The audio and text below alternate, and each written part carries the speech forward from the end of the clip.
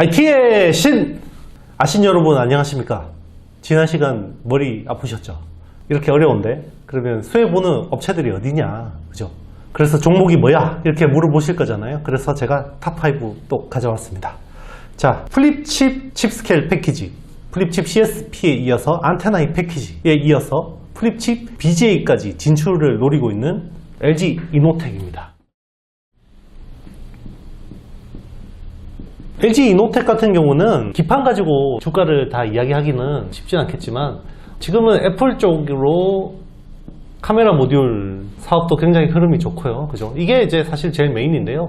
기판 쪽도 계속 좋아지고 있습니다. 왜냐하면 안테나인 패키징 같은 경우는 애플이 5G 쪽으로 가장 적극적이기 때문에 기판 쪽도 굉장히 좋아지고 있는 분위기고요. 지금 플립칩 BGA 시장에 지금 진출할지 말지 태스크포스 팀이 만들어졌다고 합니다. 만들어졌다고 하고요. 이쪽 시장 진출도 검토를 하고 있는데 아직 조금 늦은 감이 없진 않지만 계속 열심히 하고 있습니다. LG 이노텍 같은 경우는 5.4조 정도 시총을 차지하고 있는데요. 최근 이익 성장률이 워낙 좋기 때문에 그리고 이런 재료들이 하나씩 더 붙어주면 충분히 수혜를 볼 수 있을 것 같습니다. 일단 밀리미터 웨이브 쪽으로 가장 적극적인 세계 모바일 회사는 애플이죠. 애플이고 여기에 부품을 넣는 회사가 이노텍이라는 거 중요한 포인트가 될 수 있겠습니다. 그리고 이제 LG 이노텍의 중요한 기술이 있습니다. 이게 미세 선폭 쪽으로 굉장히 기술이 좋아요. 리소그래피라 그러죠. 리소그래피 기술이 좋은데요. 옛날에 LG 마이크론이라는 회사가 있었어요. 마이크론하고 LG가 합작한 회사인데요. 여기 리소그래피 기술이 LG 이노텍으로 들어왔습니다. 그래서 선폭 기술이 굉장히 중요하다는 거죠. 선폭, 회로 선폭. 우리 반도체 미세 선폭 중요하지만 PCB의 선폭도, 회로 선폭도 굉장히 중요합니다. 그래서 이쪽이 중요합니다. 자, 제가 두 번째로 소개해드릴 회사는요. 플립칩 BGA 그리고 플립칩 CSP, 안테나인 패키징. 국내 최고의 PCB 업체 삼성전기입니다. 사실 삼성전기가 국내 최고의 PCB 업체라고 하기는 그렇지만 이 회사는 메인 사업이 MLCC죠. 적층 세라믹 콘덴서. 사실 이 회사의 주가를 움직이는 것은 MLCC입니다. 그렇지만 기판 쪽이 20% 매출 비중을 차지하고 있고요. 최근에 플립칩 BGA 쪽 흐름이 좋죠. 이쪽은 제가 PC 쪽만 주로 한다고 했었죠. 요게 한 5,300억 정도 올해 매출이 예상이 됩니다. 5,300억 정도 예상이 되고요. 그리고 안테나인 패키징 쪽도 굉장히 잘 하고 있거든요. 그리고 플립칩 CSP 이쪽은 이제 엑시노스 2200 이쪽 물량이 2억 장 되기 때문에 수혜를 볼 수가 있죠. 그리고 지금 시총이 한 14조 정도 됩니다. 14조 정도 되는데요. MLCC가 제일 중요합니다. 그리고 카메라 모듈. 카메라 모듈을 삼성전자 쪽에 주로 납품하고 있죠. S 시리즈나 폴드 시리즈 뭐 이런 것들, 그죠? 플래그십 모델 쪽은 주로 이제 이쪽 납품하고 있는데 어쨌든 기판 쪽이 올해 한 1.44조 정도 매출이 나옵니다. 그리고 작년 대비해서 한 12% 정도 성장을 할 것으로 예상되고 있습니다. 그리고 플립칩 BGA 쪽은요, 지금 워낙 수요가 좋아서 YOY로 한 19% 정도 성장할 것으로 기대되고 있습니다. 자, 제가 세 번째로 소개해드릴 회사는요, 심텍입니다. 사실 삼성전기나 LG 이노텍이 국내 PCB 산업에서 차지하는 비중은 크지만 그런 회사들은 퓨어하지가 않잖아요. 그런데 심텍은 퓨어한 PCB 회사죠. PCB 회사고요. 이 회사는 패키지 서브스트레이트. 여기 뭐라 그랬어요? 반도체 기판이라고 그랬죠? 반도체 기판인데요. 이 회사 같은 경우는 메모리 쪽이 많습니다. 메모리 쪽이 많고요. 그래서 패키지 서브스트레이트 쪽이 한 70% 정도, 그리고 메인보드 쪽이 한 30% 정도 한다고 보시면 됩니다. 이 회사 같은 경우는 중국향, 그죠? 중저가 APS는 플립칩 CSP 이런 쪽을 주로 하고 있는데요. 실적 어마어마하게 좋습니다. 실적 어마어마하게 좋고요. 상반기만 한 450억 이상 했습니다. 450억 이상 했고요. 그리고 올해 연간으로 원래 한 930억 정도가 가이던스였는데 지금 1100억, 1200억까지 지금 상향 조정하는 애널리스트들도 많이 생기고 있거든요. 그래서 실적 쪽은 굉장히 좋다고 보시면 되고요.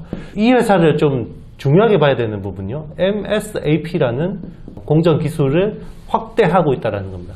그럼 MSAP가 뭐냐? Modify SAP라는 공정인데요. 이걸 설명하기 위해서 제가 PCB에 대해서 좀 설명을 드려야 될 것 같아요. PCB는 어떻게 만들어질까? 우리 컴퓨터 뜯어보면 녹색 기판 위에 막 금색 이렇게 회로들이 그려져 있잖아요. 유리 섬유를 가지고 직조를 합니다. 이렇게 직조를 합니다. 요걸 가지고요, 에폭시 통에다가 폭 담근다고 생각할게요. 요 에폭시입니다. 에폭시 통에다 톡 담그면요, 이렇게 녹색의 플라스틱 덩어리가 나오겠죠. 여기 위에다가 구리를 얇은, 그러니까 동박을 입히는 겁니다. 동박을 입히면요, 이게 CCL이 됩니다. 동박이 한쪽으로 있을 수도 있고요, 양쪽으로도 있을 수도 있어요. 그래서 이게 이제 구리이고요, 동박을 입히는 건데, 여기에다가 회로를 만드는 겁니다. 회로를 어떻게 만드냐면요, 요게 플라스틱 덩어리가 있고 요게 구리가 있잖아요. 여기에 구리가 있는데, 그럼 여기에다가 포토레지스트를 바르는 겁니다. PR을 바르고 위에 노광을 딱딱딱 하는 거죠. 노광을 하면 여기 회로 부분만 딱딱해지겠죠. 딱딱해질 거예요. 그죠? 그리고 나머지는 씻어냅니다. 케미칼로. 그리고 여기에다가 에칭을 하는 겁니다. 에칭을 하는데요, 식각을 하는데 요거는 케미칼로 하겠죠. 케미칼을 푹 담그겠죠. 그러면 여기가 깎여 나갑니다. 이렇게 깎여 나갑니다. 그러면 이게 PCB 위에다가 회로만, 이렇게 구리만, 이렇게 회로가 남는 건데요. 중요한 게 요거를 딱 현미경으로 보면요, 깔끔하게 이렇게 직각으로 딱 깎이면 좋을 텐데요, 직각으로 안 깎여요. 이렇게 깎입니다. 이렇게 깎입니다. 그래서 회로가 이렇게 돼 있습니다. 이걸 확대해서 보면요. 그러니까 이게 왜냐하면 케미컬을 푹 담그니까 이렇게 녹겠죠. 이 식각이 산에다가 부식이 이렇게 될 텐데, 이렇게 되니까 요거를 깔끔하게 이렇게 딱 이렇게 되면 좋겠죠. 기존의 이런 방식으로의 리소그래피 방식으로는 30 마이크로미터 수준이 한계예요. 회로 선폭이 한계가 오기 때문에 이렇게 깔끔하게 딱 하기 위해서는 MSAP라는 공정이 필요한 겁니다. 그럼 MSAP는 어떻게 하냐면요, 요 플라스틱에다가 보면 여기 아주 얇은 구리 방막이 입혀져 있어요. 아주 얇은 구리 방막이 입혀져 있고요, 그 위에다가 PR을 발라서 노광을 해서 이렇게, 요게 이제 PR이 딱딱해진 부분 남기는 거고요, 위에 구리를 도금을 합니다. 구리를 가지고 도금을 해서요, 요 구리 부분을 나머지는 방리해서 날려버리는 거고요. 그러면 요게 쉽게 이야기하면 이런 겁니다. 여기 플라스틱에다가 구리가 아주 얇게 도포가 돼 있고 위에 구리를 블럭을 이렇게 붙이는 거라고 생각하시면 돼요. 실제로 요거는 거의 붙이는 수준의 공정이라고 생각하시면 되고요. 그러면 요 선폭이 굉장히 깔끔하게 미세 선폭이 가능한 겁니다. 왜냐면 웻 에칭을 안 쓰잖아요. 그죠? 웻 에칭을 안 써도 되기 때문에 요걸 깔끔하게 딱 되는 겁니다. 그래서 미세 선폭 30 마이크로미터 수준 이하의 미세 선폭이 이게 중요한데요. 다시 그럼 심텍으로 돌아와서, 심텍이 이쪽 MSAP 쪽 투자를 굉장히 많이 늘리고 있습니다. 그래서 원래는 3.5만 제곱미터에서 4만, 그리고 4.5만 이런 식으로 계속 늘리고 있거든요. 그거는 앞으로 부가가치가 높은 MSAP 쪽, 이쪽으로 계속 확장을 하고 있고, 그리고 기존에 돈이 안 되는 이런 로엔드 쪽 공정은 계속 줄이고 있다는 겁니다. 자, 제가 다음으로 소개해드릴 회사는요, 대덕전자입니다. 대덕전자. 전통의 PCB 회사죠. 전통의 PCB 회사고요. 업력이 장난 아닙니다. 업력이 장난 아닌 회사인데요. 이 회사는 기존에 HDI, 스마트폰 주기판, 그리고 이제 RF PCB 같은 거, 리지드 플렉스 PCB, 이런 건 이제 카메라 모듈 쪽, 이런 쪽을 주로 했었는데요. 최근에 점점 이쪽을 축소하고 있고 플립칩 BGA 시장으로 진출하고 있습니다. 특히나 시스템 반도체 향으로 계속 보폭을 넓히고 있고요. 상반기 실적은 한 190억 정도 OP밖에 안 나왔는데요. 지금 시총은 한 8,650억 정도 됩니다.